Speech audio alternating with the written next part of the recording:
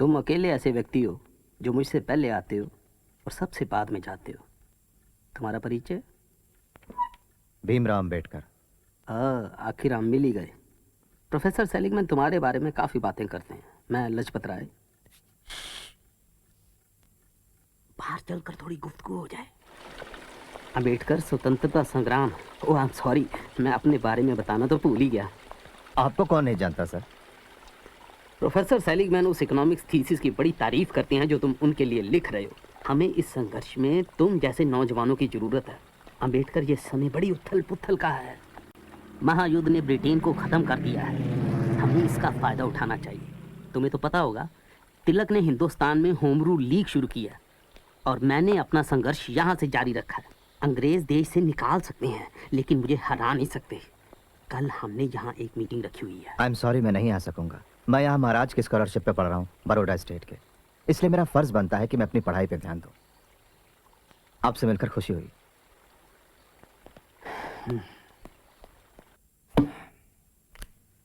तुमने अक्सर मुझे ये कहते सुना होगा कि पढ़ाई का मकसद सिर्फ दुनिया को समझना नहीं, उसे बदलना भी है ना? मुझे ही देखो, मैं पढ़ाता हूँ, किताबें भी लिखता हूँ, लेकिन मैं निग्रो अर्बन लीग का एक संस्थापक भी हूँ। मैं जानता हूँ सर। मुझे गलत मत समझना, मुझे तुम्हारी पढ़ाई से शिकायत नहीं। तुम मेरे सबसे अच्छे स्टूडेंट हो। आओ चलें। मुझे अफसोस है अंबेडकर, अफसोस ये है कि तुम अपने देश की आज़ादी के लिए चल रही राजनीतिक गतिविधियों में हिस्सा नहीं लेते। मैं अमेरिका पढ़ने आया हूँ, न कि लाजपत राय जी की होम रूल लीग में शामिल होने। आप अगर यही कहना चाहते हैं सर, तो मुझे अपनी जिम्मेदारियों का पता है। जरूर पता होगा, मेरा उससे कोई लेना देना नहीं। I am sorry. मानव विज्ञान थीसिस का तुम्हारा विषय क्या है? हिंदुस्तान की जातियां, उनकी व्युत्पत्ति, फैलाव और रीति रिवाज। हाँ, अपना पेपर कब पेश करोगे? अगले बुधवार को sir. Good luck to you. Thank you sir. एक बात बताऊं, कल रात तुम्हारी बात सुनकर मुझे नींद नहीं आई। ये बहुत ही अजीब बात है, मुझे तो विश्वास नहीं होता। क्या सच में छूना भी मना है? ये तो कुछ भी नहीं, तुम्हें आजादी तो है कम से कम। क्या बात कर रहे हो?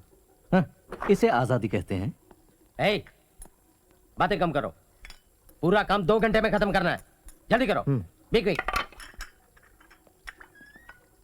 तुम्हारे लिए 14वां संविधान सुधार तो है। संशोधन सिर्फ कागजों पर है।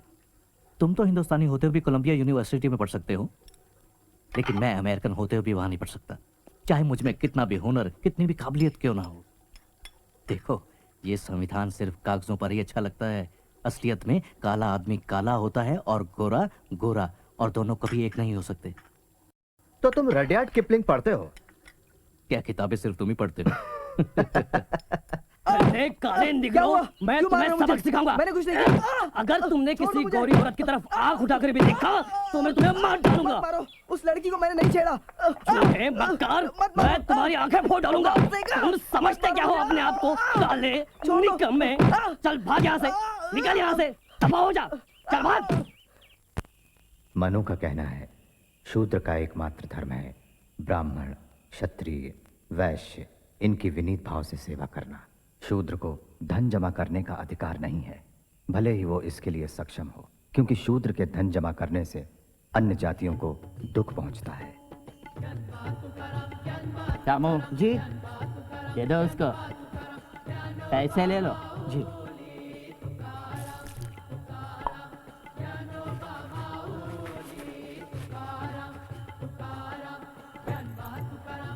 शूद्र को ऊंची जाति के लोगों से बात नहीं करनी चाहिए और पास से गुजरते हुए उन्हें जोर से आवाज करनी चाहिए, ताकि जो भी सुने वो रास्ते से हट जाए, क्योंकि शूद्र का दर्शन, उसकी आवाज, उसका स्पर्श उच्च जाति वालों को अपवित्र करता है।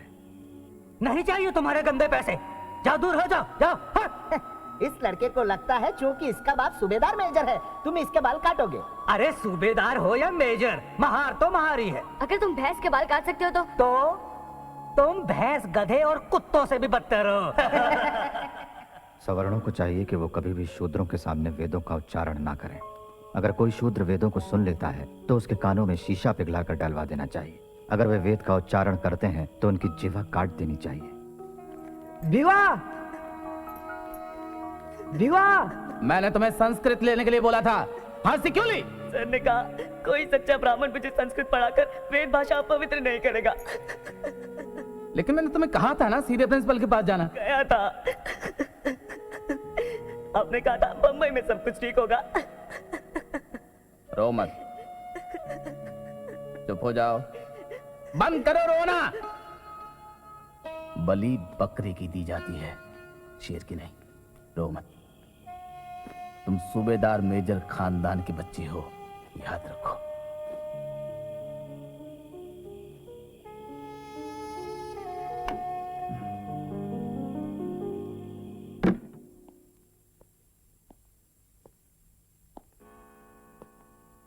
अपना पेपर पढ़ने से पहले मैं धन्यवाद करूंगा प्रोफेसर गोल्डनवाइसर का। Thank you sir.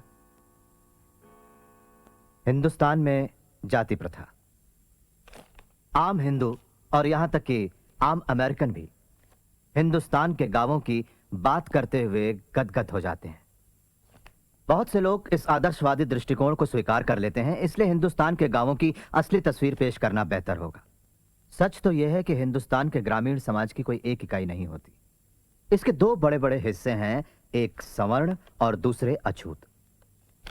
सवर्ण जो हैं वो शासन करते हैं और मालिक हैं, जबकि अछूत उनकी खानदानी गुलाम प्रजा हैं। और ये सब जन्म के साथ ही तय हो जाता है, बचने का कोई रास्ता नहीं। ये बताइए, क्या गैर हिंदुओं में भी अलग अलग जातियां होती हैं? होती हैं। हिंदुओं ने यह जहर दूसरों तक भी फैला दिया है। जाति प्रथा हिंदुस्तानी समाज के रग रग में फैली हुई है। तुम किस जाति के हो? महार। अब मैं इसके आगे पढ़ना शुरू करता हूं।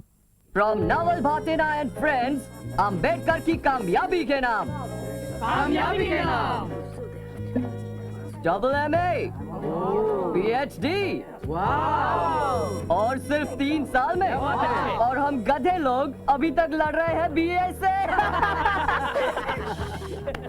प्रोफेसर सेलिगमैन आ रहे हैं। हाँ।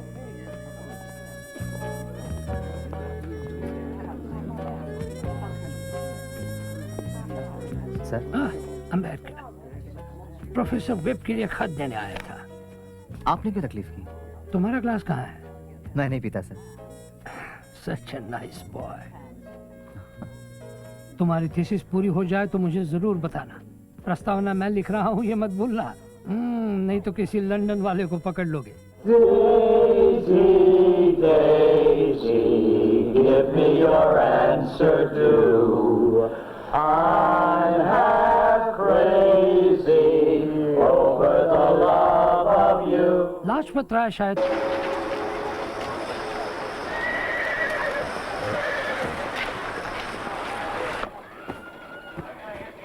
अमेरिका से यहाँ क्यों आए? क्योंकि मेरी पढ़ाई पूरी हो गई थी। आगे की पढ़ाई मैं यहीं करना चाहता हूँ। लंदन में क्या करना चाहते हो? लंदन स्कूल ऑफ इकोनॉमिक्स में एडमिशन लेना। ग्रेज इन में रहकर अपनी थीसिस पूरी करना, आर्काइव से मदद लेना।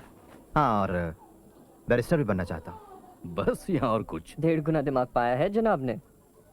अमेरिका में क्या तुम गदर पार्टी के मेंबर थे? मेरा उनसे कोई संबंध नहीं। तुमने उनकी किसी कार्यवाही में हिस्सा तो नहीं लिया? नहीं सर, कभी नहीं लिया। और होम रूल लीग, उसके मेंबर रहे हो तुम? जी, मैं अमेरिका में पढ़ने गया था। तो फिर ये क्या है? मेरी इकोनॉमिक्स की थीसिस। पेज 37। हिंदुस्तान की ब्रिटिश सरकार दुनिया की सबसे महंगी सरकार है और हिंदुस्तान की गरीबी का दुनिया में कोई मुकाबला नहीं। तलाशी लो। अछूत, नीच, उतरो मेरी गाड़ी से, उतरो। अरे मुझे पता है नहीं कि तुम अछूत हो, झूठ हो। तुम मेरी गाड़ी में सफर नहीं कर सकते। तुमने कपड़े इतने अच्छे पहने कि मैंने सोचा। चाहो तो हम दुगने पैसे देंगे। दुगने तिगुने किसे चाहिए? अपवित्र नहीं होना चाहता मैं, समझे? हमें प्यास लगी है, हमें पानी चाहिए।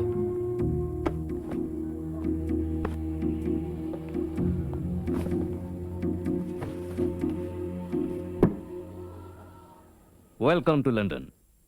प्रोफेसर सेलिगमैन ने तुम्हारी सिफारिश की है। उनके लिए तुमने किस विषय पर थीसिस लिखी थी? हिंदुस्तान का आर्थिक इतिहास 1765 से लेकर आज तक। बड़ा दायरा है। पहले किसी ने लिखा है इस पर? नहीं सर, मैं ही पहला हूं। तुम हमारे लिए कौन सी थीसिस लिखना चाहते हो? रुपए की समस्या पर। आओ। मुझे नहीं पता था कोई समस्या है। मैं सहमत नहीं हूं केन्स के तर्क से, जो उन्होंने हिंदुस्तान के गोल्ड एक्सचेंज स्टैंडर्ड के लिए दिया। तो तुम मुझसे भी सहमत नहीं हो? जी प्रोफेसर कैनन, अगर आपने अपना विचार नहीं बदला हो तो। नहीं, बिल्कुल नहीं बदला। आप बुरा ना माने सर, मैं। और तुम्हें लगता है तुम ये साबित कर पाओगे कि हम दोनों, केन्स और मैं, इतने सालों से गलत रहे? जी मुझे लगता है सर, मैं साबित कर पाऊंगा सर। वेल वेल वेल, मैं जरूर तुम्हें शुभकामनाएं दूंगा। Thank you sir.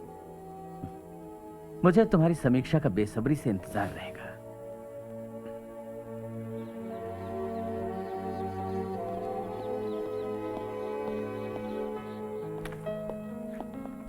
ओ, आप हमेशा लाइब्रेरी में सबसे पहले आते हैं। थोड़ा ज्यादा सो लीजिए किसी दिन, थोड़ी देर के लिए। ये जो सारी किताबें हैं कहीं भागी थोड़े ही जा रही हैं। माफ कीजिए, आप नहीं समझे।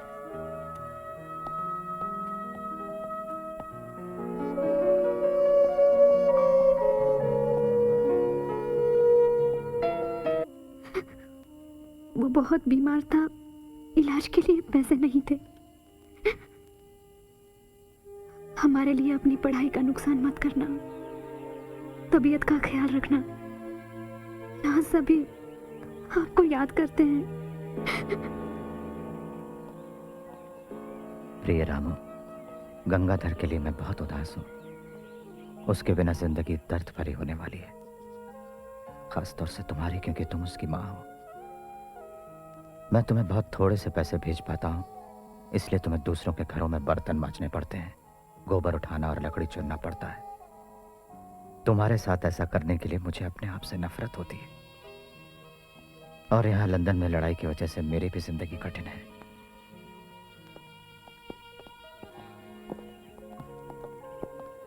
लंदन स्कूल ऑफ इकोनॉमिक्स में वकालत पढ़ना और यहाँ ग्रेज इन में रहना काफी दिक्कत होती होगी आपको अम्बेडकर। हाँ, क्या करें।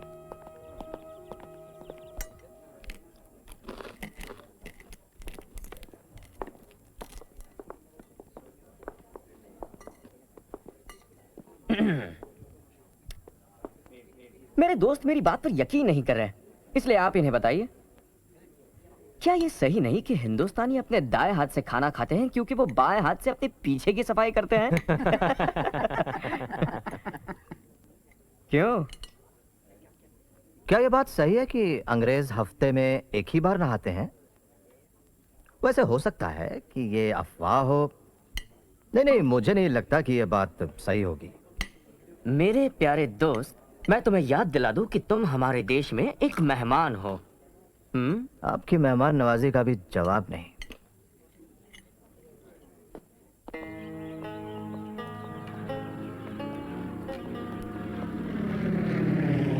बड़ौदा राज को यह सूचित करते हुए खेद होता है कि आपकी स्कॉलरशिप का समय समाप्त हुआ है।